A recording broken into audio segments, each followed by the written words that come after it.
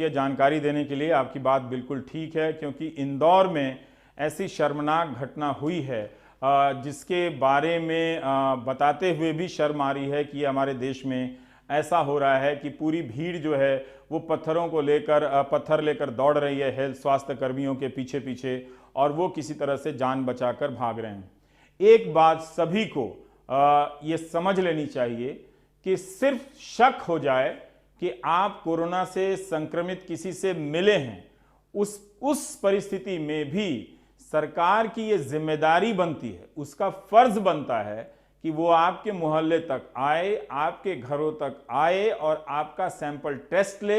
उसी तरह आपका फर्ज बनता है कि आप खुद भी सरकार को बताएं कि आप ऐसे किसी के संपर्क में आए थे और आप खुद भी जाकर अपना टेस्ट कराएं। जैसे आपने सुना, राहुल ने अपना टेस्ट कराया जबकि उसे क्लियरेंस मिल गया था। ये एक जिम्मेदार नागरिक का कर्तव्य होता है। यही काम अगर तबलीग जमात में शामिल हुए लोगों ने पहले किया होता तेजी से, जैसे तमिलनाडु में कई लोगों ने खुद आगे आकर बताया है, और दूसरे राज्यों में खुद से किया होता, तो सरकार का समय नहीं बर्बाद होता। कम से कम समय में इस बीमारी को फैलने से अभी के स्तर पर भी रोका जा सकता है।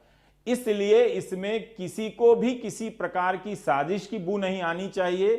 अगर आ रही है, अगर आप व्हाट्सएप के अफवाहों पर यकीन कर रहे हैं, तो आप कानूनी रूप से अपराध कर रहे हैं, क्योंकि पूरी दुनिया की सरकारें इस वक्त और पूरी दुनिया के डॉक्टर यही एक काम कर रहे हैं कि जैसे ही पता चलता है कि कोई कोरोना के संक्रमण के शिकार मरीज के संपर्क में आया है, उसका पता लगाया जाने लगता है। फोन का इस्तेमाल हो रहा है कि वो कहां कहां कब कब किस किस से मिला है। ये बहुत जरूरी है।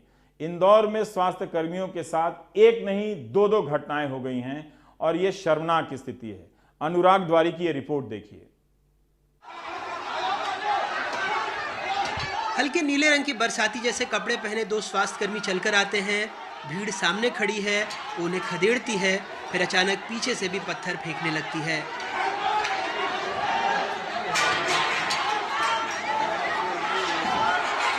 लगभग 1 मिनट का ये वीडियो बुधवार इंदौर के टाटपट्टी बाखल इलाके का है। दरअसल इंदौर के सिलावटपुरा के अब्दुल हमीद की कोरोना से मौत हुई तो उनके रिश्तेदारों की जांच के लिए स्वास्थ्य विभाग का अमला वहां पहुंचा। पहले कुछ लोगों ने धमकाया, फिर करीब 100 लोगों की भीड़ स्वास्थ्य कर्मियों को भगाने लगी।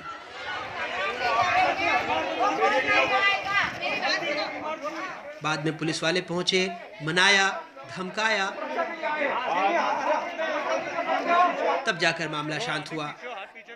परिवार को मार सकता है, आप इसका इलाज करिए, हम आपके हाथ जोड़ के रिक्वेस्ट करेंगे। टाटपट्टी बाखल इलाके में 2 कोरोना संक्रमित मरीज मिले हैं। 54 लोगों को विरोध के बावजूद अलग थलग रखा गया है। उस मामले में चिकित्सा दल के साथ उसमें 2 पुलिस कर्मी भी थे, गए थे, तो अचानक एक जगह इस तरह की घटना घटी जिसको पुलिस ने काफ़ी गंभीरता से लिया।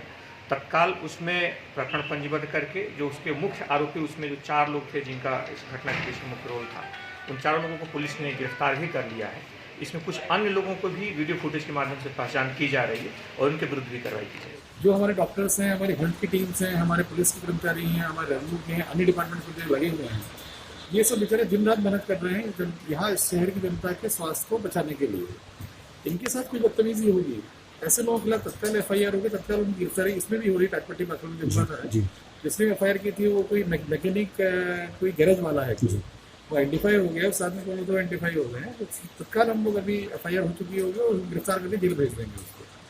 तो इसमें हम लोग सकते हैं, इसके लिए हमको फोर्स की जरूरत नहीं है, इसलिए फोर्स समुचित है हमारे द्वारा। अगली बार लेके मत आना गाड़ी इधर कोई भी। सोमवार को रानीपुरा में भी लोगों ने स्वास्थ्य विभाग के कर्मचारियों के साथ गाली गलौज की, उन पर थूकने की भी शिकायत आई। एक दुर्भाग्यपूर्ण घटना इंदौर को भी है। उस घटना में शामिल अराजक तत्वों को किसी भी कीमत पर नहीं छोड़ा जाएगा। उनके खिलाफ सख्त कार्रवाई हो रही है। ऐसे लोग मुट्ठीबार हैं,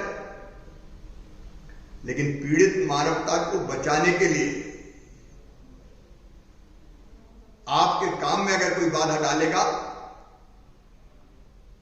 तो सख्त से सख्त कार्रवाई होगी, किसी कीमत पर नहीं छोड़ेंगे। जान है तो जहान है। आप समझिए आपकी जान कितनी कीमती है। स्वास्थ्य कार्यकर्ताओं पर इंदौर के टाटपट्टी बाखल में हमला कर दिए जाने के बाद भी स्वास्थ्य कार्यकर्ता एक बार फिर अपनी जान को जोखिम में डालकर आपकी सेहत की फिक्र करने निकल चुके हैं। हम भी आपसे यही अपील करते हैं कि कोरोना को हराना है तो इन स्वास्थ्य कार्यकर्ताओं की फिक्र करिए। आप गर्म पानी पीना, घर के बाहर नहीं निकलना है। बुधवार के बाद गुरुवार आया तो डॉक्टर निशा लाड अपने साथियों के साथ हुए बर्ताव को पीछे छोड़कर खजराना के दरवाजों पर दस्तक देने लगी। जो कल घटना हुई वो बिल्कुल नहीं होनी चाहिए थी, ऐसा नहीं करना चाहिए था, पर ये तो हमारी ड्यूटी है। अगर हम घर में बैठ जाएंगे तो फिर इनके स्वास्थ्य का ध्यान कौन रखेगा, और एक की गलती की सज़ा हम सबको नहीं दे सकते, इसलिए हमें तो अपनी ड्यूटी करनी है और हम तो करेंगे। इंदौर में भी कई लोग मान रहे हैं जो हुआ वो ठीक नहीं था। प्रशासन की ये पहल अच्छी है कि लोग लॉकडाउन का पालन करें और इसकी वजह से कोई घर से बाहर भी नहीं निकलेगा। शिक्षा का अभाव रहता है। अब अगर आप लोग इस तरीके से जहालतपन करेंगे तो जो काम करने वाले लोग हैं उनका मनोबल टूटता है। आज वो भी अपनी जान की रक्षा चाहते हैं और वो आपके लिए आ रहे हैं, और वो भी एक मानव है और खिदमत में लगे हुए हैं, तो आपको उनको कोऑपरेट करना चाहिए और उनका सहयोग करना चाहिए। ध्यान दीजिए, अभी प्रशासन द्वारा यहाँ पर लॉकडाउन लागू किए गए इंदौर में। इंदौर को मध्य प्रदेश की आर्थिक राजधानी माना जाता है, जिस पर कोरोना का हमला बहुत तेज हुआ है। राज्य में कोरोना संक्रमण के मामलों में 75% से ज्यादा मरीज अकेले इंदौर में हैं।